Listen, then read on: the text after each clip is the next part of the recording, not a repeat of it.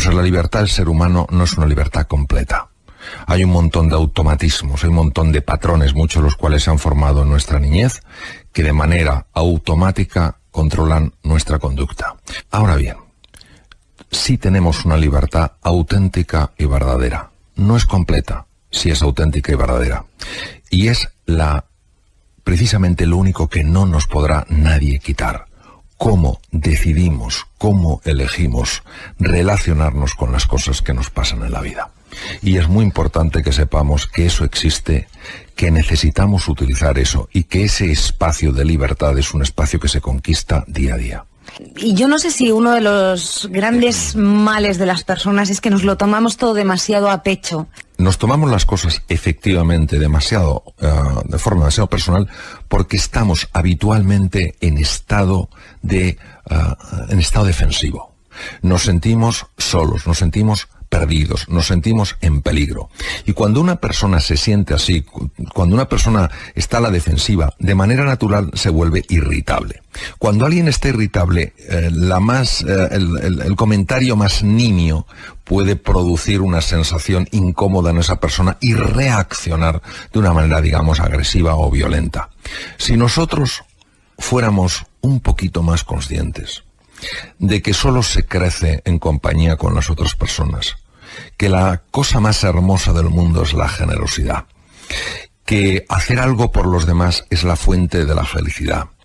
Si disfrutamos con el éxito de los demás, si aparcamos nuestras envidias y celebramos pues esos pequeños triunfos que otras personas tienen, si entendemos que no hay enemigos, sino sencillamente maestros que nos ayudan a mejorar en algunas cosas, entonces no nos acercamos al mundo en esta situación tan defensiva, sino en una situación mucho más de explorar, de comprender, de conocer. Y ahí está el origen de toda grandeza.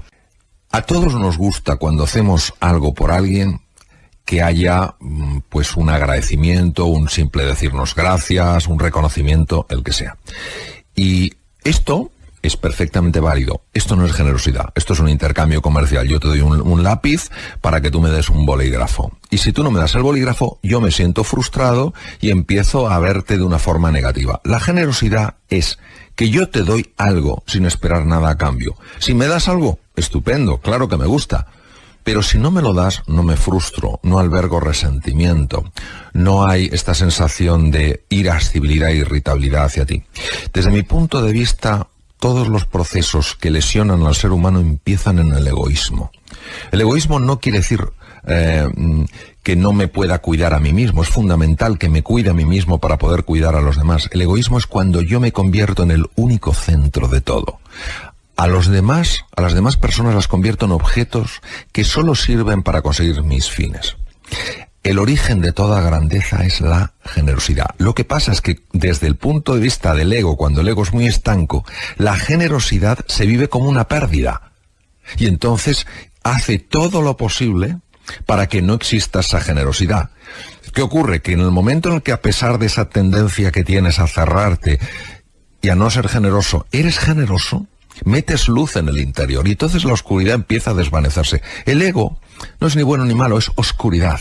¿Y cómo se saca la oscuridad de una habitación? No podemos sacarla, no existe ese hecho de poder sacar la oscuridad. La oscuridad se desvanece en presencia de luz. El frío, curiosamente, no tiene, digamos, una realidad en sí mismo.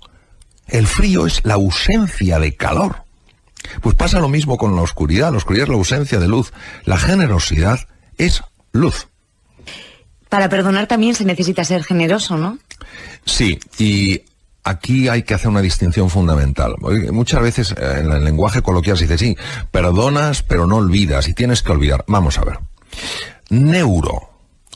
Anatómicamente, no es posible o es muy difícil borrar un registro emocional porque está incorporado en el cerebro. Es decir, si a mí alguien me pegó cuando tenía 20 años de edad y esa torta me dolió especialmente porque me la dio un ser querido, etcétera, etcétera, eso está guardado en la corteza cerebral, está guardado en los núcleos amigdalinos. Es absurdo que yo pretenda con un acto de voluntad borrar ese registro físico. Ahora bien, lo que sí puedo hacer es eliminar el impacto emocional que ese registro físico en la memoria está teniendo en mi vida. ¿Qué quiere decir?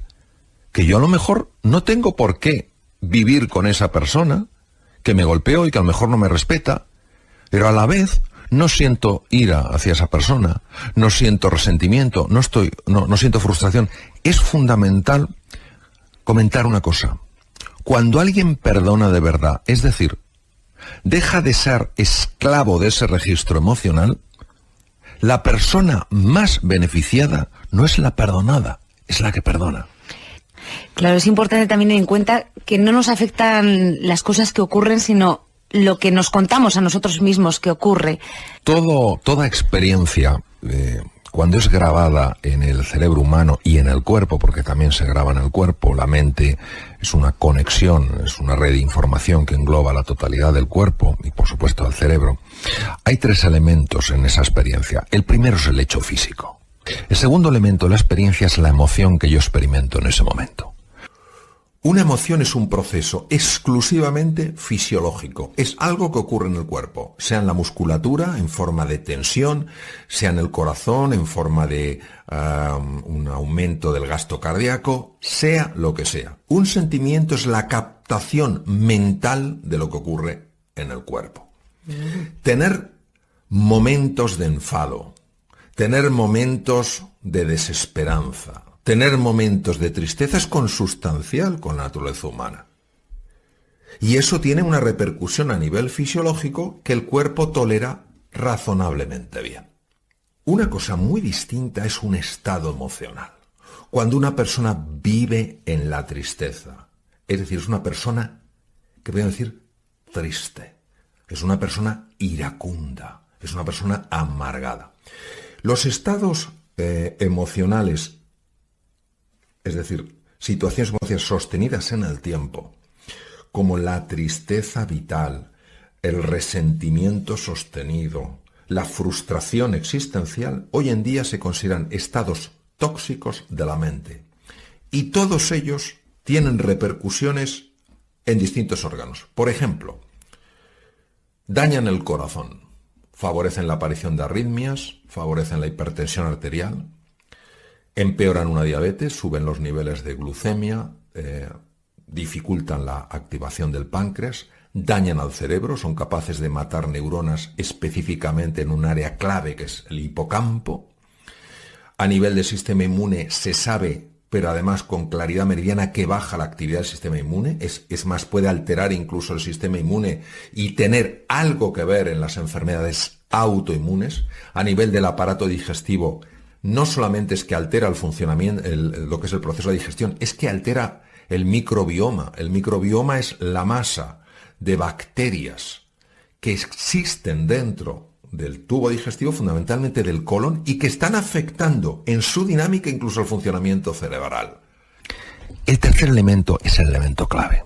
Es la interpretación, la evaluación que yo estoy haciendo en ese momento de lo que ha ocurrido. ¿Cómo les podemos dar una pauta para que se enganchen a ese pensamiento positivo o a ese ver las cosas de una forma más optimista?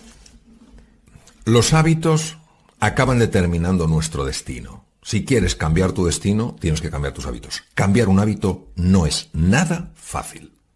Nada fácil. Porque está integrado incluso a nivel celular. O sea, no es una cosa solamente de cambiar una idea. Es que nuestras creencias, nuestras vivencias de certeza están a nivel molecular. Es decir, un cerebro, para que nos hagamos una idea, un cerebro de una persona que cree que es estúpida, es un cerebro que ha integrado esa estupidez y tiene bloqueados montones de circuitos cerebrales. Aunque esa persona sea superinteligente, que lo es, seguro. Pues es el tremendo poder que tiene lo sutil en lo físico, el fondo en la forma. Cuando esa persona empieza a abrirse a que es mucho más que lo que ella cree que es, ese cerebro empieza a liberarse de la carga. Esto implica un hábito. ¿Qué he visto yo y cuál es la estrategia que publico y escribo? La única estrategia que yo he visto que funciona. Y mira que he dado vueltas. La primera es tienes que ser consciente de lo que está en juego. Tienes que sentir algo que para mí hay dos palabras. Bueno, hay tres palabras de tremenda importancia. Y una de ellas, que es la que viene a cuento, es inspiración. Tienes que sentir la inspiración. La inspiración no es una idea bonita. La inspiración es el reconocimiento a nivel visceral de que hay algo en juego de extraordinaria importancia. ¿Cómo podemos hacer que la zona prefrontal izquierda, que es la sede, como has comentado, de las emociones positivas como la benevolencia, la compasión, el amor altruista, cómo podemos hacer que venzan un poco, que inhiban un poco la tendencia excesiva que pueden tener algunas personas de fijarse más en lo negativo? Pues se ha visto que es fruto de un entrenamiento. Esto es absolutamente y literalmente como un músculo. Tú lo usas, se expande. No lo usas.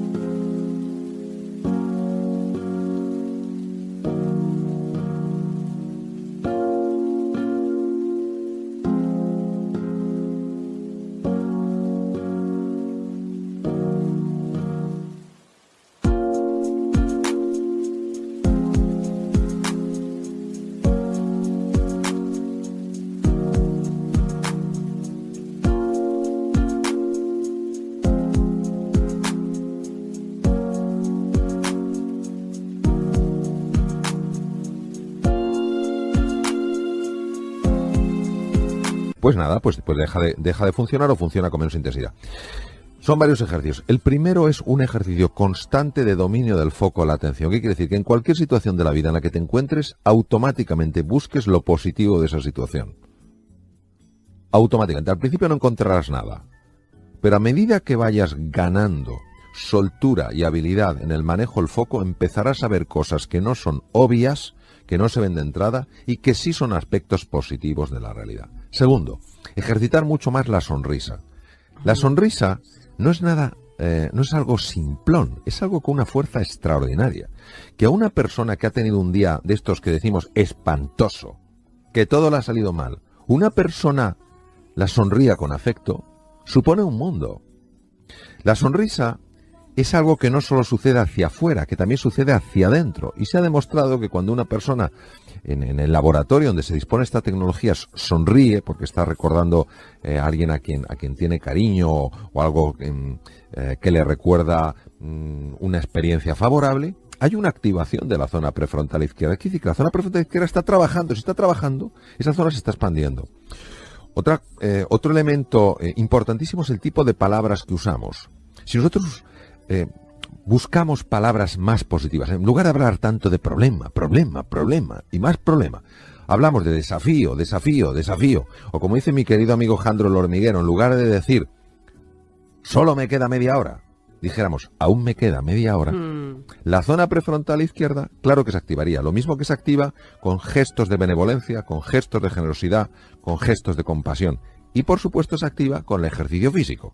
El movimiento, acelerar el corazón y la respiración, por ejemplo, andando un poquito deprisa, produce la liberación en el cerebro de una sustancia que se llama BDNF. El BDNF favorece la formación de nuevas conexiones neuronales. Es decir, tenemos muchos sistemas para potenciar la zona prefrontal izquierda, inhibiendo la zona prefrontal derecha cuando actúa en exceso. Lo que pasa es que esto exige un entrenamiento y hay que estar dispuesto a poner lo que se pone en un entrenamiento. No sucede como por arte de magia.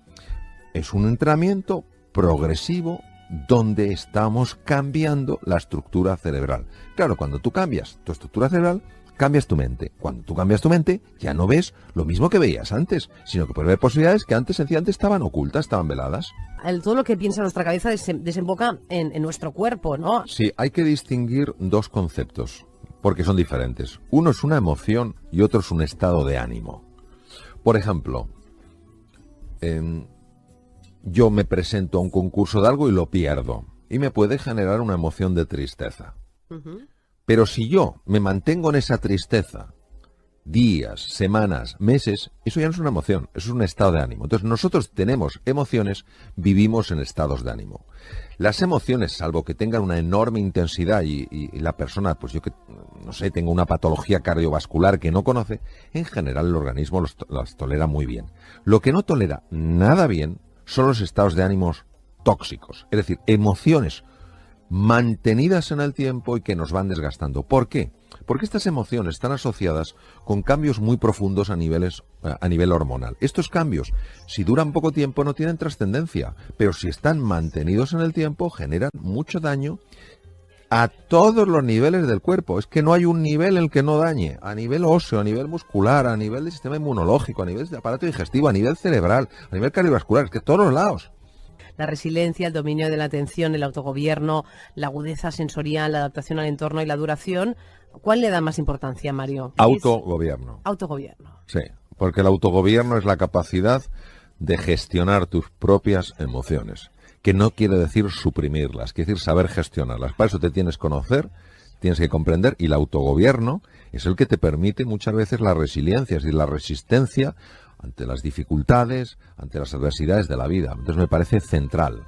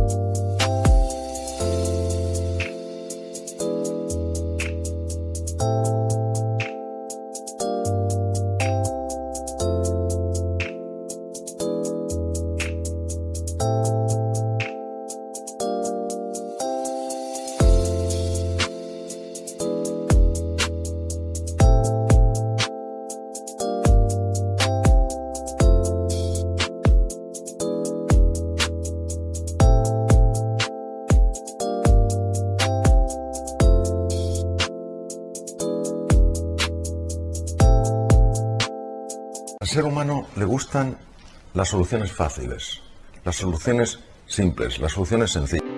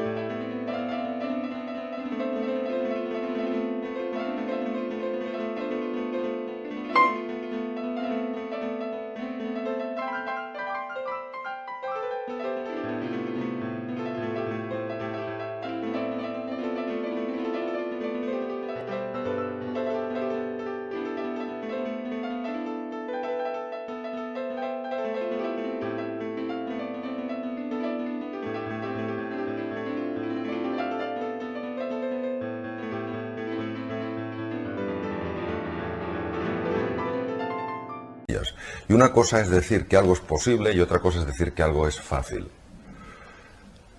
Cuando uno ve una idea, para que se convierta en una vivencia, tiene que estar dispuesto a pagar el precio de llevar algo que está en la mente a algo que está en el músculo, y por tanto ya es parte de tu esencia. Eso es duro. No basta ver una posibilidad para que esa posibilidad empiece a actuar a través tuyo. Tienes que actuar cada día como si esa posibilidad fuera una realidad. Y eso implica un largo entrenamiento. Y no todo el mundo está dispuesto a poner las dosis de fe, las dosis de determinación, las dosis de persistencia, las dosis de esperanza y las dosis de paciencia para que eso suceda. Hay muchas personas que no están dispuestas a hacer este trabajo. Quieren el camino fácil, y la transformación de la mente es una gran posibilidad. No es un camino fácil. Por eso yo suelo comentar que el cambio profundo, la transformación, no es asunto de erudición, es asunto de motivación. No todo el mundo tiene el hambre que es necesario tener para hacer lo que es necesario hacer. Y claro, luego buscamos justificaciones, buscamos excusas. ¿Por qué sabemos que la gente que tiene ese hambre y esa motivación y esa garra por hacerlo lo logra? Porque podemos observar que hay muchos casos de personas que han creado sus sueños y las han hecho realidad. Y no ha sido nada fácil, pero han persistido, han creído en la idea, han seguido adelante. muchas personas dicen que quieren cambiar y no hacen absolutamente nada para cambiar. Porque el cambio personal, la transformación, da mucho miedo. Es salirte de esa zona conocida, de tu status quo, y empezar a explorar más allá de las limitaciones que uno mismo se ha impuesto. La personalidad es como un rol, como un papel. Cuando nosotros decimos yo soy aquí, nos estamos limitando a una descripción que hemos hecho de nosotros mismos que nos impide absolutamente explorar nuevas posibilidades y nuevas oportunidades para nuestra vida. Es la rigidez con la que nos definimos nosotros mismos la que en el fondo nos está limitando. Las palabras abren cajones emocionales y cajones experienciales en las personas. Por eso la palabra es un símbolo que abre todo un mundo de sentimientos en el ser humano. Las emociones, los sentimientos moldean, modulan nuestra percepción de la realidad. Porque el problema del ser humano es la ignorancia de su verdadera naturaleza.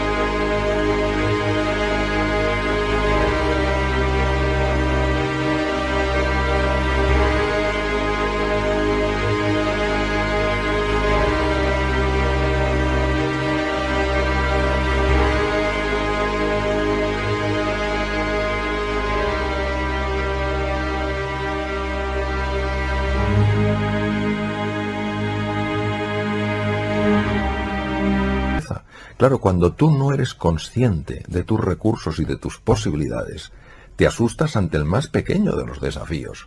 Claro que somos ignorantes de nuestra verdadera naturaleza. En un momento determinado de nuestra vida, cuando éramos chiquititos, hicimos una definición, una descripción de nosotros mismos, nos la creímos y ahora vivimos de acuerdo a esa descripción y no de acuerdo a nuestra naturaleza. Nuestra naturaleza, en su conjunto y en su esencia, es perfecta. La palabra perfecta quiere decir completa. Es decir, no somos mecanismos de relojería averiados que nos tienen que arreglar porque no damos la talla. Somos seres excepcionales. La aceptación solo significa reconciliarse con la realidad. Es decir, asumir una realidad sencillamente porque es, aunque no me guste. La aceptación deja de resistirse a lo que es. Deja de luchar con la realidad. Es decir, si a mí me diagnostican un tumor maligno, la aceptación no quiere decir que me guste. La aceptación no quiere decir que esté de acuerdo. La aceptación es que asuma que esa es la realidad y con esa realidad ahora tengo que jugar. ¿Qué ocurre cuando yo acepto? Que me aflojo muchísimo. Que esa tensión de la rebeldía contra la realidad produce cambios muy negativos en el funcionamiento del cuerpo y del cerebro. La resignación es una actitud pasivo-agresiva. Es decir, no es que yo me ponga a dar gritos, no es que yo empiece a dar voces, pero hay una resistencia, hay un rechazo oculto a esa realidad. Sabemos que la actitud pasivo-agresiva, mantenida en el tiempo cuando es un estado de ánimo, produce una elevación de una hormona que se llama cortisol y que es muy negativa en el funcionamiento, por ejemplo, del sistema de defensa, del sistema inmunitario, en el metabolismo.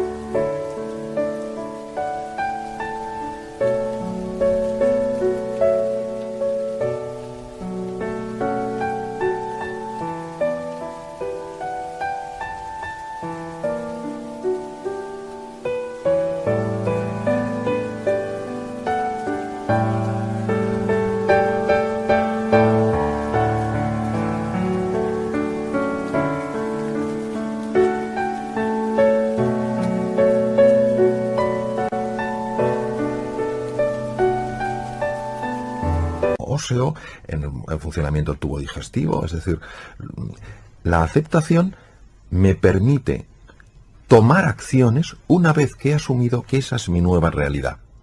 La crisis, en el fondo, es una llamada a hacer un cambio fundamental en la forma de pensar, en la forma de vivir y en la forma en la que la sociedad contempla las cosas. Lo que ocurre es que dependiendo de la forma en la que nosotros valoramos esa crisis, vamos a obtener un resultado u otro. Por ejemplo, si una persona ante una situación de crisis, una situación de dificultad, una situación de inflexión en su vida, lo valora como una oportunidad para hacer un cambio fundamental en su forma de comportarse, en su forma de moverse, en lo que sea, en ese momento esa crisis le va a ayudar a explorar un campo nuevo. Si una persona ante una crisis empieza a valorarlo como una desgracia, como un espanto, como algo terrible, la propia emocionalidad que surge de ese diálogo interno le va a impedir encontrar posibilidades aunque las tenga delante de las narices. Es la valoración del evento lo que genera la experiencia en la persona.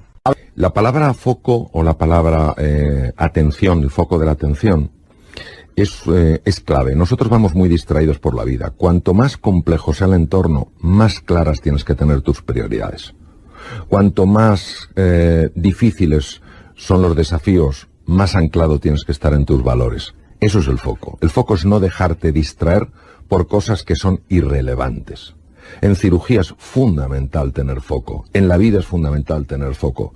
Tener foco es decir sí a lo fundamental y obviamente para eso hay que decir no a lo que no es fundamental.